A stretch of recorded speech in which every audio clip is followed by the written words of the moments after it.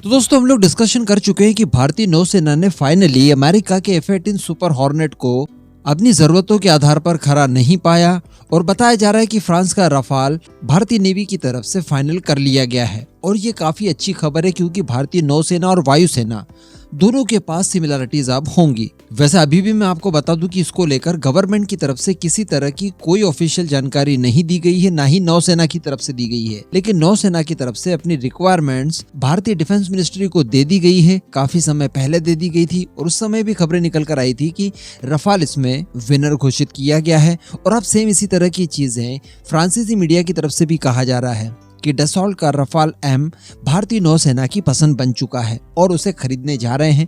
इसको लेकर संभवतः डील मार्च 2023 में यानी 2 महीनों बाद हो जाएगी, तब जब फ्रांस के राष्ट्रपति इमैनुअल मैक्रों खुद भारत के विजिट पर आएंगे। और वैसे अगर देखा जाए तो स्ट्रैटेजिकली अमेरिका से ज्यादा इस समय भारत के लिए फ्रांस जरूरी है, क्योंकि फ्रांस के साथ हम लोग अन्य कई तरह की डील्स को करने वाले हैं इन फ्यूचर पूरा। तो रफाल खरीद लेना यहाँ पर भारत और फ्रांस के रिलेशनशिप के लिए काफी ज्यादा अच्छा होता। लेकिन दोस्तों यहाँ पर एक गुड न्यूज निकल कर आई है। जी हाँ, यहाँ पर मैं आपको बता दूं कि जो भारत के पास पुराने रफाल है, एक्चुअली पुराने उन्हें कहना सही नहीं होगा, लेकिन चूंकि उसका नया वेरिएंट F4 आ चुका है, इस वजह से उसे अब पुराना कहा जाएगा। तो भारत ने जो रफाल खरीदे हैं 36 की संख्या में वायुसेना के लिए, वो रफाल के F3 वेरिएंट है। लेकिन अब जो नए आ रहे हैं वो रफाल F4 आ रहे हैं, हम सभी जानते हैं। तो बताया जा रहा है कि जो भारतीय नौसेना की तरफ से 26 का ऑर्डर प्लेस किया जाएगा वो F4 के लिए ही किया जाएगा। यानी अब ये कहा जा सकता है कि ये सुपर पावरफुल होंगे, क्योंकि जो हमने F3R खरीदे थे उनके अंदर इंडियन स्पेसिफिक एनहांसमेंट कराए थे हमने, यानी हमारी आवश्यकताओं के अनुसार जो नई चीजें हैं और नई टेक्नोलॉजीज और नई कैपेबिलिटी हमें उसके अंदर चाहिए थी वो हमने ऐड करवाई, जिसके लिए फ्रांस की तरफ से किया गया।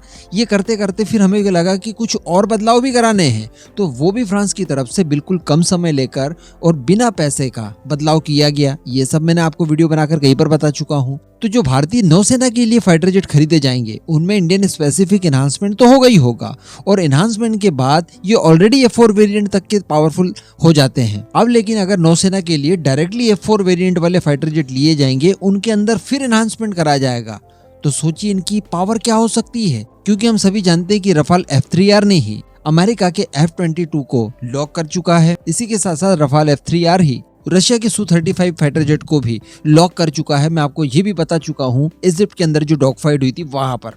तो F4 पहले से ही बहुत ज्यादा ताकतवर है और अब हमारे एनहांसमेंट के बाद ये और ज्यादा ताकतवर आ जाएंगे। तो कहने का मतलब चाइना के पास ऐसा मौजूदा कोई भी फाइटर जेट नहीं है जो कि इसकी बराबरी में खड़ा हो सके। अब यहाँ पर रफाल F4 ही आएगा, इस बारे में चर्चा कुछ इस तरह से निकल कर आई है कि बताया जा रहा है कि अभी फ्रांस को जिन भी नए देशों को डिलीवर करने हैं राफेल फाइटर जेट, जिन देशों ने ऑर्डर किया है फ्रांस को, अब फ्रांस राफेल का मैन्युफैक्चरिंग करके इन सभी कस्टमर्स को जिन्होंने बुक किए हैं उन्हें प्रोवाइड करवाएगा, जिसमें UAE भी शामिल है।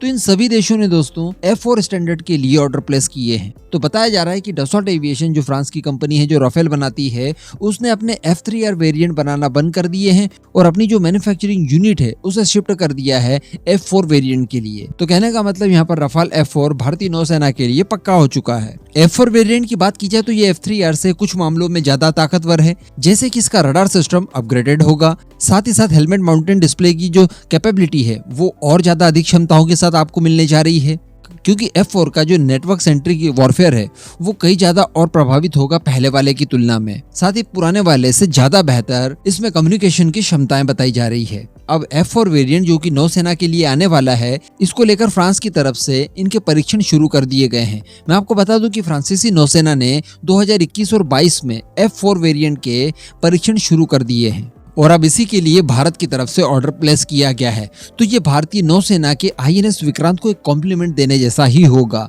और जब तक भारत का स्वदेशी TED-BF नहीं आ जाता तब तक हमें किसी तरह की कोई शिकायत इन फाइटर जेट से नहीं हो सकती। बाकी इस पूरे मुद्दे पर दोस्तों आपका जो भी मानना हो नीचे कमेंट करके जरूर बताइएगा।